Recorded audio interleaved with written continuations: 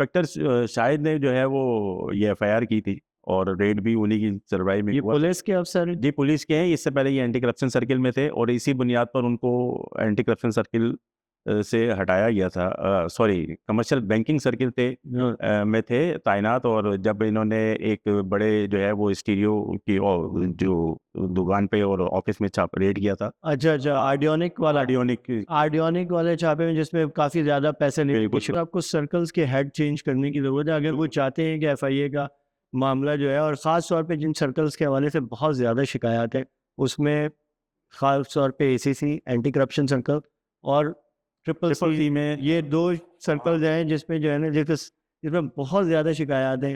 तो circles head को यहाँ पे जो है ना मुझे लगता है कि चेंज करने की ज़रूरत है।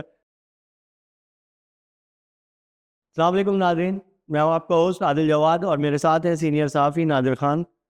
नाज़रीन, हमने अपने गुज़श्ता हफ़्ते के एक प्रोग्राम में एफआईए कराची में एक मरतबा फिर गुज़श्ता 4-5 महीने के गैप के बाद एक मरतबा फिर ताजरों को हरासा किए जाने और उनको नोटिसेस भेजे जाने और हवाला हुंडी के नाम पे की जाने वाली कार्रवाइयों में जो माल मसरूक़ा यानी जो बरामद होने वाली रकूम और दीगर कीमती अशिया हैं उनके गायब होने की इत्तलात, बढ़ती हुई इत्तलात के हवाले से आपको आगाह किया था।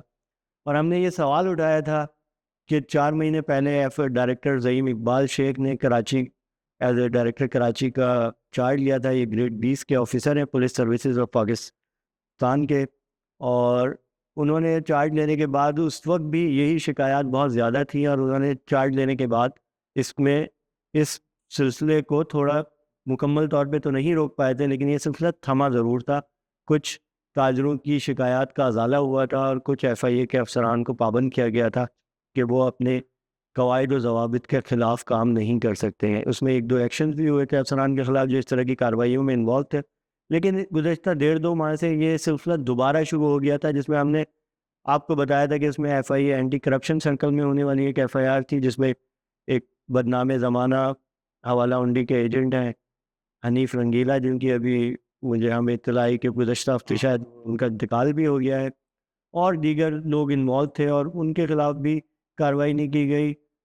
और उसके अलावा भी एफआईए कॉर्पोरेट क्राइम सर्कल और एफआईए स्टेट बैंक सर्कल के हवाले से भी इस तरह की शिकायत मौजूद थी।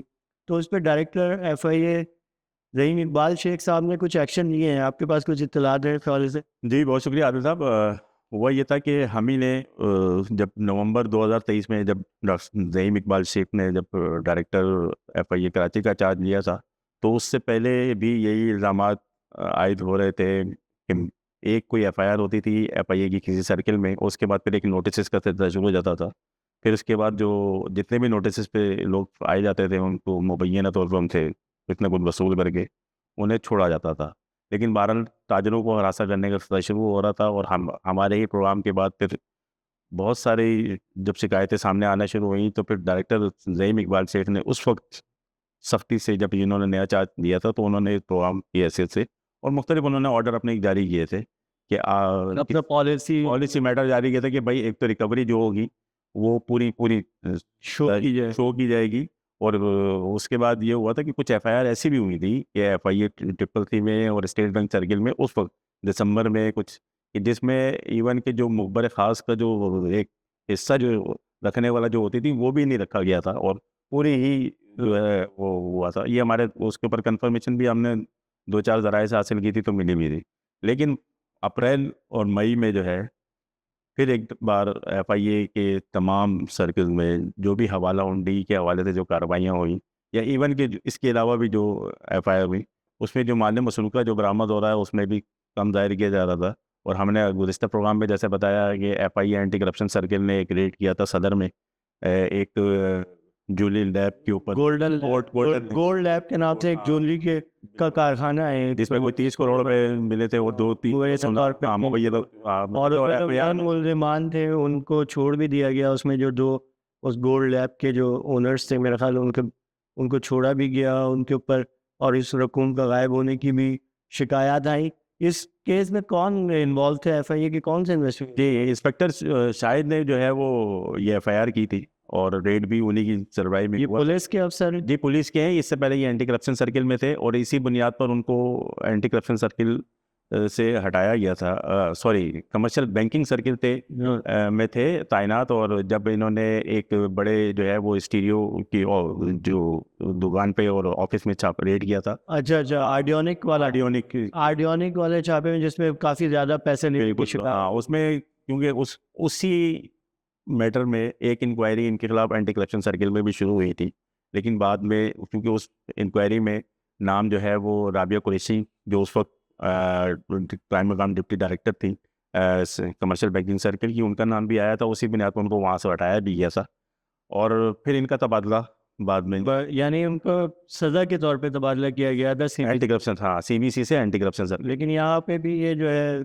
उसी तरीके से मतलब इन्होंने अपना वो सिलसिला जारी रखा है। बिल्कुल सिलसिला जारी रखा, और तो इस हवाले से सुना है कि डायरेक्टर ज़हीम इकबाल शेख साहब ने इस पे कोई इंक्वायरी ऑर्डर की है। जी, बिल्कुल ऐसा ही हुआ है, क्योंकि मामला यह है कि अब ज़हीम इकबाल शेख की अब पोजीशन इस वक्त ऐसी है कि एक तो क्योंकि हुकूमत की तब्दीली होने के बाद मुख्तलिफ जो है जोन में जो है डायरेक्टर्स की तब्दीली हुई है, लेकिन कराची में डायरेक्टर की एक अहम पोस्ट है जिसके तबादले के लिए बहुत सारे लोग जो है कोशिशों में मसरूफ हैं, और इनकी भी अपनी तरफ से कोशिश है कि किसी तरह से ये अपनी सीट और अभी तक भी इन्होंने बहुत अच्छे तरीके से किया भी है और मामला, लेकिन बहरहाल सर्कल्स के जो हेड हैं वो उनकी शिकायत तो रहेंगी, और जब कोई भी शिकायत आती है तो फौरी वो एक्सेप्ट मेरा ज़हीम इकबाल शेख साहब को सर्कल्स के हेड चेंज करने की ज़रूरत है अगर वो चाहते हैं कि FIA का मामला जो है, और ख़ास तौर पे जिन सर्कल्स के हवाले से बहुत ज़्यादा शिकायत है उसमें ख़ास तौर पे ACC एंटी करप्शन सर्कल और ट्रिपल C में ये 2 सर्कल्स हैं जिसमें जो है ना जिसमें बहुत ज़्यादा शिकायत हैं।